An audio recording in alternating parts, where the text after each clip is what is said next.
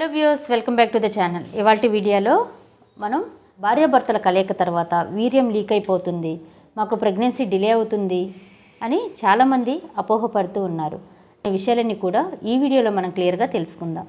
మరి వీడియోలోకి వెళ్ళే ముందు నాది ఒక చిన్న రిక్వెస్ట్. ఎవరైతే మన ఛానల్ ఫస్ట్ టైం చూస్తున్నారో సబ్స్క్రైబ్ చేసుకోండి. అలాగే పక్కనే ఉండే బెల్ ఐకాన్ని యాక్టివేట్ చేసుకున్నట్లయితే నేను చేసే ప్రతి ఒక్క యూస్ఫుల్ వీడియో మీకు నోటిఫికేషన్ రావడం జరుగుతుంది. వీడియో ఎక్కడ కూడా మిస్ కాకుండా చూడొచ్చు. మరి ఆలస్యం ఎందుకు, వీడియోలోకి వెళ్ళిపోదాం. జనరల్గా కపుల్ చాలామందికి చాలా కొరీస్ అనేది ఉంటుంది.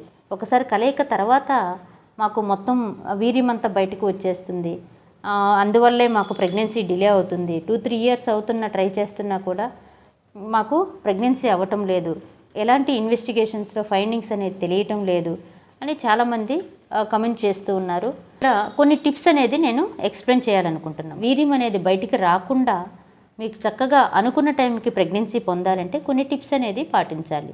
ఫస్ట్ టిప్ వచ్చేసి కలయిక తర్వాత వాషింగ్ అనేది అవాయిడ్ చేసుకోవాలి. చక్కగా అంటే ఈ వాటర్తో వాష్ చేయటం, సోప్తో వాష్ చేయటం, చాలామందికి కలయిక తర్వాత ఇమ్మీడియట్గా పోయి వాష్ చేసుకోవటం అలవాటు అవుతూ ఉంటుంది.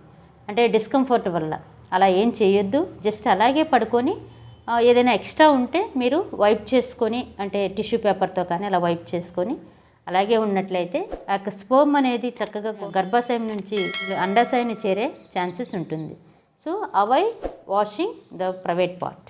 నెక్స్ట్ థింగ్ చూసినట్లయితే మీరు సపోర్టివ్ కోసం కాస్త పిల్లోస్ అనేవి పెట్టుకోవాలి.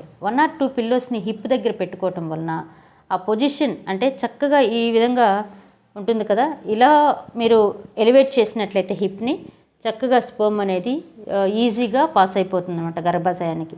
సో డీప్ పెనిట్రేషన్ అనేది కూడా ఉండాలి. మీ యొక్క కంఫర్టబుల్ని బట్టి పొజిషన్ అనేది మెయింటైన్ చేసుకోవాలి. ఆ డీప్గా పెనిట్రేట్ చేయటం వలన చక్కగా వీర్యమంతా కూడా గర్భాశయాన్ని చేరిపోతుంది. So position important. మీరు avoid washing the private area. After కలయిక తర్వాత మీరు వాషింగ్ అనేది అవాయిడ్ చేసుకోవాలి. అలాగే చాలామంది లేడీస్లో కలయిక జరిగిన వెంటనే యూరిన్ అర్జెన్సీ ఉంటుంది. వెంటనే యూరిన్ పోసేసినప్పుడు ఆ యూరిన్ నుంచి కూడా ఎన్నో ఈ స్పర్మ్స్ అనేవి బయటకు రావటం, అవి కరెక్ట్గా చేరలేకపోవటం లాంటివి జరుగుతూ ఉంటాయి. కాబట్టి మీరు కలయిక ముందే యూరినల్స్కి అంటే వాష్రూమ్కి పోయేసి నీట్గా బ్లాడర్ని ఎంటీ చేసేసి నెక్స్ట్ మీరు ప్రాసెస్ అనేది స్టార్ట్ చేసుకోవచ్చు. నెక్స్ట్ థింగ్ చూసినట్లయితే టైం మెయింటెనెన్స్. అలాగే కలయిక తర్వాత 10 to 15 minutes తర్వాత అలాగే మీరు పడుకొని చక్కగా మీరు లెగ్స్ 2 కూడా ఫ్లెక్స్ చేసి పిల్లోస్ని పెంచుకుంటారు కదా, ఆల్రెడీ పిల్లోస్ గురించి చెప్పాం కదా, అలా పిల్లోస్ మీదే ఒక 10 to 15 minutes వరకు అలాగే పడుకున్నట్లయితే చక్కగా స్పర్మ్ అంతా కూడా గర్భాశయంలోకి వెళ్ళి ఏదైతే healthy and quality of sperm ఉందో అది అండాశయాన్ని చేరుతుందనమాట. సో ఇలా మీరు ఈ టిప్స్ పాటించినట్లయితే మీరు అనుకున్న టైంకి ప్రెగ్నెన్సీ వచ్చే అవకాశాలు అనేవి ఎక్కువగా ఉంటాయి. కాబట్టి నేను చెప్పిన ఈ టిప్స్ అనేది పాటించి ఒకసారి ట్రై చేయండి. మరి ఇదండి వీడియో. కలయిక తర్వాత వీర్యం అంతా బయటకు పోతే ఇన్ఫర్టిలిటీకి వస్తుందా? వీడియో కానీ ఇన్ఫర్మేటివ్ అనిపిస్తే లైక్ చేయండి, షేర్ చేయండి, సబ్స్క్రైబ్ చేయడం మాత్రం మర్చిపోకండి. మరిన్ని వీడియోస్ కోసం ఏదైనా డౌట్స్ ఉన్నా, క్వరీస్ ఉన్నా కూడా త్రూ కాల్ మీ 4 ద్వారా కాల్ చేసి మీ డౌట్స్ని క్లారిఫై చేసుకోండి. Thank you for watching this video.